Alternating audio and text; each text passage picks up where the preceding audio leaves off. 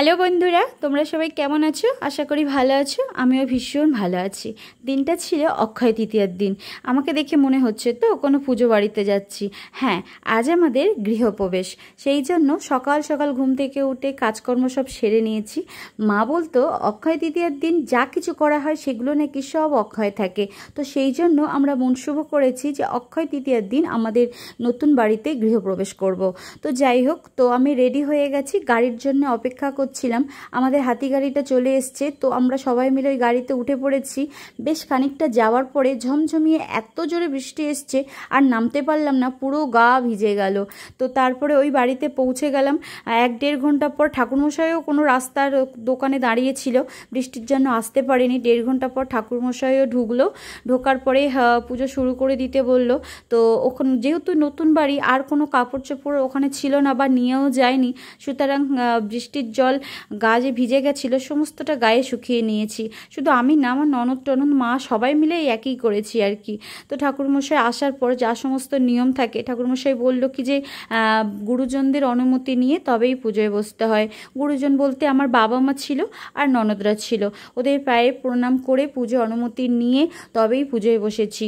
আর যেহেতু গৃহকর্ত্রী আমি ছিলাম, সমস্ত মানে কাকে আর কি ওই ডাবর এবং মাথায় কুলো ওতে ধান টান যা কিছু ছিল আর কি, বাড়ির চারিদিকটা ঘুরতে হবে। তো বাড়ির চারিদিকটা ঘোরার মতো প্লেসটা ছিল না, সেই জন্য সামনে একটা বড় পিলিয়ার ছিল, তো ওটার চারিদিকে ঘুরে আমরা এই ওপরে চলে এসেছি।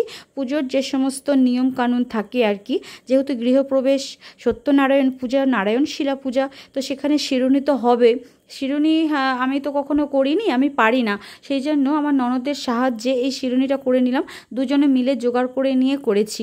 আর আমার একার দ্বারা সমস্ত পুজোর জোগাড় করা অসম্ভব ছিল, তাই ওরাও সবাই মিলে হাতে হাত লাগিয়ে সবাই মিলে আমার সাহায্য করেছে। পুজো তো শুরু হয়ে গেছে অনেক আগেই। আর বাইরের তো ওয়েদারটা বেশ কিন্তু ভালো, ঠান্ডা ফুরফুরে ওয়েদার, যেহেতু সকালে ঝমঝমিয়ে বৃষ্টি হয়েছে। তো চারিদিকে ধুনো টুনো দিয়ে নিয়েছি, অনেকটা বেলা হয়ে গেছে আর কি। এই দিনকে আর রান্নাবান্নার ঝামেলা নিয়ে নিই, বাইরে থেকে মিষ্টি দোকান থেকে আর কি কচুরি, মিষ্টি, তরকারি এগুলো আনিয়েছিলাম। সেইগুলো যারা যারা এসেছিলো আর কি, বাড়ির অতিথি, তাদেরকে খাইয়ে দিলাম। আর সন্ধ্যাবেলা তো রয়েছে আয়োজন, মানে ওই নিরামিষ রাইস হবে আর আলুর দম, তরকারি, পনির এই সমস্ত হবে আর কি। পুজো আমাদের শেষের দিকে, এই হোমযজ্ঞটা করা হয়ে গেলেই আমাদের পুজো শেষ আর কি। তো দেখতেই পাচ্ছ ঠাকুরমশাই হোমযজ্ঞ বসে পড়েছে। তারপরে আমরাও 2 লোকে এখানে লাগছিল আর কি আমাদের, তো আমরাও ওখানে পুজো বসেছি। এই যে আরতি হচ্ছে, আরতিটা খুব ভালোভাবেই হয়েছে আর কি, অনেকক্ষণ ধরে আরতি হয়েছে। তো আরতির শেষে সবাইকে আরতির তাপ প্রদান করলাম, সবাই আরতির তাপ নিল আর কি। তো ভালোই সব কিছু মানে মিঠে টিঠে গেছে আমাদের পুজো। ভেবেছিলাম বোধহয় আজকের এত বৃষ্টির জন্য আজকের বোধহয় পুজো সারতেই পারবো না।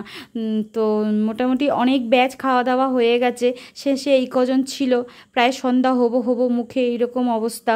দেখতেই পাচ্ছ এরা খেতে বসেছে। তো খাওয়া দাওয়ার পরে আমাদের পুরো পুজো কমপ্লিট হয়ে গেছে। ঠাকুরমশাই আমার হাতে শান্তি জল, আম পাতা এবং একটা পুজোর ফুল দিয়ে দিল, শান্তি জল দিয়ে বলল পুরো বাড়িতে ছড়াতে। তো সেই মতো আমি বাড়ির চারিদিকে এবং বাচ্চা কাচ্চার মাথা টাথায় ভালো করে ছড়িয়ে দিলাম। যেহেতু আমার বাচ্চাটা খুবই চঞ্চল, সেই জন্য ওর মাথায় একটু বেশি করে ছিটিয়ে দিলাম আর কি। বাইরে প্রায় সন্ধ্যা হবো ভাব, এইরকম মানে ভোর সন্ধ্যা আর কি। তখনই পুজো তো শেষ হয়ে গেছে, তো আমি খেতে থাকি, তখনই আমি খেয়ে নিলাম, ব্যাস এইটুকাই।